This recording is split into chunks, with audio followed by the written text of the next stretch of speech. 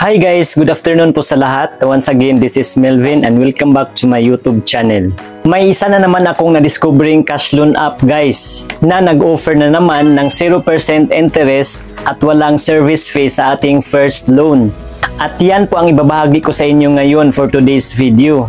Panglima ko na po itong cash loan app guys na na-discovery na 0% interest kuno at walang service fee na babayaran sa ating first loan.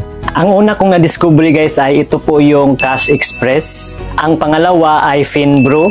At ang pangatlo, Krizo. At ang pang-apat ay ang Cash Space. At ang apat na yan guys ay nagawan ko na po yan ng mga video. Paki-check na lang po sa aking playlist na ang pamagat ay Cash Loan App Offers 0% Interest. Or pwede rin yung i-click yung link na nilagay ko po dyan sa baba sa may description area sa videong ito. At ito na po ang panglima kong na-discovery guys. Itong SOS or Source Credit. Ano naman kayang sistema sa online lending app na ito? Kasi yung mga in-applyan ko na ay 7 days lang po yung loan term sa kanilang in-offer na 0% interest. Ilang days na naman kaya dito? Kaya sundan nyo lang po at tapusin ang videong ito sa mga gustong mag-apply sa cash loan app na ito. Dahil ipapakita ko po sa inyo yung aking pag-apply o pag-fill up ng form. Disclaimer lang po, ang videong ito ay hindi po sponsored ng SOS Credit or ng SOS Credit guys ha. At hindi rin po ako eksperto sa mga online lending application. Kaya kung ano man yung mga system error or technical error na naranasan nyo, direkta na lang po kayong makikipag-ugnay sa mga customer service ng cash loan app na ito. So let's go! Bago po tayo magsisimula, sa mga di pa nakasubscribe at sa mga bagong pasok pa lang po sa aking YouTube channel, pakiclick mo na yung subscribe button na nasa baba at pakihit na yung bell para updated po kayo sa tuwing may i-upload akong bagong tutorial video sa aking channel. Maraming salamat po!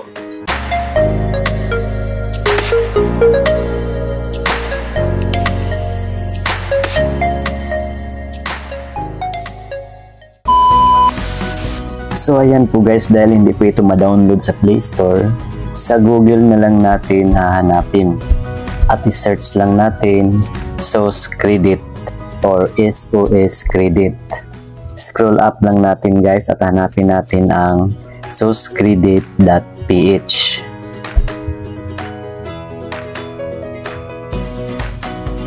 At ito na po yun guys, at may mababasa tayo dito about SOS Credit.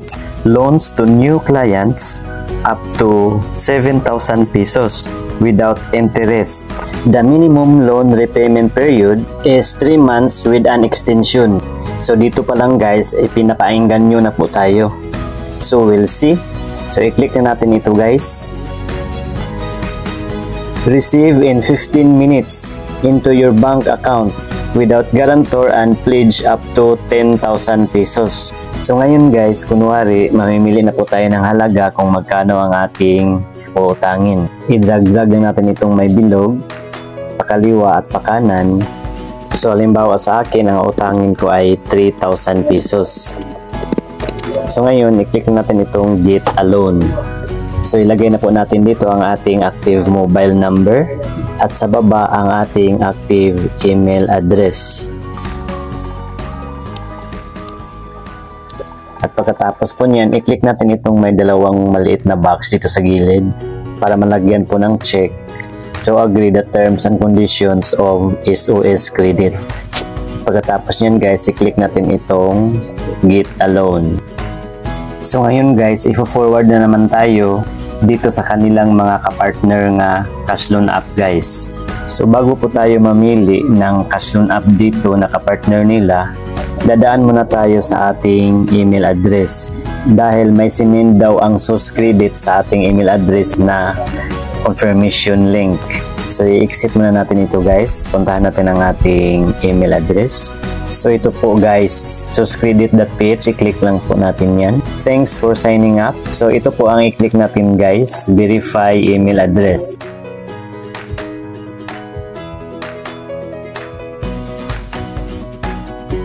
At ayan po guys, thanks, your email address has been confirmed. So ngayon guys, pipili na po tayo ng cash loan app dito sa baba para makapagpatuloy po tayo. So itong Cash Express at Finbro guys ay tapos na po akong nag-apply dito. So scroll up natin. Itong manika tapos na rin po ako nito. At ngayon itong Wave Piso na naman ang ating susubukan. So ayan po, may nakalagay 0% for the first loan. So ngayon i-click na natin itong Get a Loan.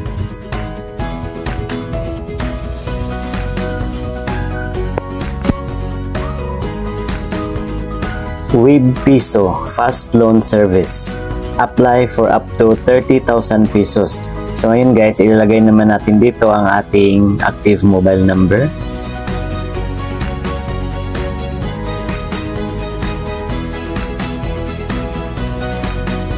And then i-click natin itong Apply Now. At hintayin yung verification code na i-send sa ating mobile number na nilagay. At dito natin ilagay ang code. At ayan na po, may na-receive na po ako. Pagkatapos yan guys, i-click natin itong Submit. So ngayon guys, magsimula po tayo mag-fill up ng ating personal data. Magsimula po tayo sa ating first name. Next, middle name. Next po ay ang ating last name. And then ang ating gender. Next ang ating date of birth. Next po ay ang ating ID type. So ito po yung tinatanggap ng mga valid ID nila guys. Passport ID, SSS, National ID, UMID, Driver's License, Postal ID, at PRC. So yun po ang mga valid ID na ni-required nila guys. Isa lang po dyan ang kinakailangan nila. Halimbawa po sa akin ay driver's license po ang meron ako. I-click lang natin itong driver's license. Pagkatapos nyan, isulat po natin dito ang ating ID number. And then i-click natin itong continue. Next po guys ay may additional details pa po tayong kailangan nila guys. Tulad po ng ating civil status, employment type, education kung ano po ang natapos natin. Next po ay ang ating monthly salary or ang ating income. So tulad ng sinabi ko guys, medyo laki-lakihan ang ating ilagay dito. Dahil isa po itong basihan for approval. Halimbawa sa akin, ang ilagay ko ay 22,000 pesos. Hindi naman sila manghihingi ng proof of income. Next po ay ang ating email address. At pagkatapos natin ma-fill upan, i-click natin itong continue. So dito na po tayo sa ating address information. So kayo na pong bahalang pumili dyan sa inyong mga lugar tulad ng ating province. Next po yung ating city or municipality. Next po kung ano pong barangay tayo. Next po kung ano po ang house number natin, building number or street name. At pagkatapos niyan, i-click natin itong continue. So dito guys, ay dito na po natin i-upload ang ating valid ID. At dito na rin tayo magsi-selfie. So kailangan dito guys, sa ating selfie ay hawak natin ang ating valid ID katulad niyan sa sample. So i-click na natin itong take a photo. Actually guys, matagal po ako nakatapos dito na part. Napakahirap talaga mag-selfie dito guys at mag-capture ng valid ID. Medyo mahina mag-detect yung system nila dito. Kaya kunting pasensya lang po dito sa part na ito. So click na natin itong allow. At ayan po, click na natin itong take a photo. Napakahirap po talaga guys. Iwan ko lang po sa inyo. Basta matagal po ako nakatapos dito na part, kinat ko lang ang video. Automatic po kasi itong magka-capture guys. At ayan na po. Next po ay ang ating valid ID. I-click na natin itong take a photo. Super tagal din po ang mag-capture dito guys. Auto capture pa rin dito guys. At ayan na po, ang sunod po natin gawin ay i-click natin itong confirm. Ngayon guys, ito na po tayo sa ating emergency information. So ilagay po natin dito ang ating character reference. So isa lang po ang ni-required nila guys. So ang ilagay natin ditong contacts guys ay kailangan na yung ating wife or husband, ang ating relatives, friends, or co-workers. Mas okay dito guys na ating ilagay ang ating asawa or ang ating relatives. So first, ilagay po natin ang kanilang mobile number. Halimbawa sa akin, ang nilagay ko po ay ang aking father.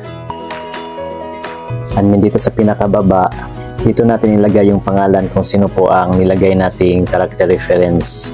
Pagkatapos niyan guys, i-click natin itong continue. And then ito po yung next. Indicate your account number where money will be transferred.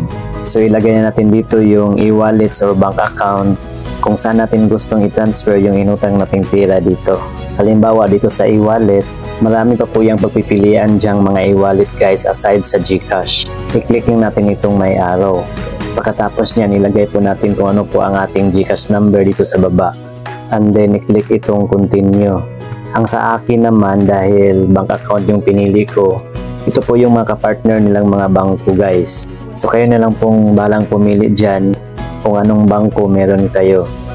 Dahil Cbank yung bangko ko, so yan po ang i-click ko. At pagkatapos niyan, dito sa baba is ilagay natin ang ating bank account number. And then pagkatapos niyan, i-click natin itong continue. Thank you. Your application was successfully submitted. So after ko na-submit ang application ko guys, mga after 1 hour, may tumawag na sa akin. Pero di ko na po sinagot guys dahil hindi ko naman po ipagpatuloy ang application na to.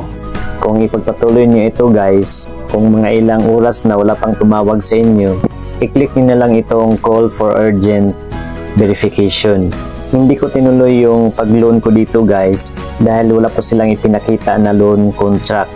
Gusto ko po kasing makita muna kung magkano yung babayaran ko in the future bago nila isend sa akin yung pirang utangin ko. Dito kasi wala eh. Baka pag-receive ko ng pira na niloan ko, may bawas ng napakalaki. So yun lang po guys. At sana nakatulong po sa inyo ang video ito. Paki-like na lang po at paki-share na rin sa iba para may idea din po sila. At para sa iba pa pong mga katanungan, pakisulat lang po inyong mga tanong dyan po sa comment section sa baba. So yun lamang po guys. See you again sa next kong tutorial video. Goodbye. God bless.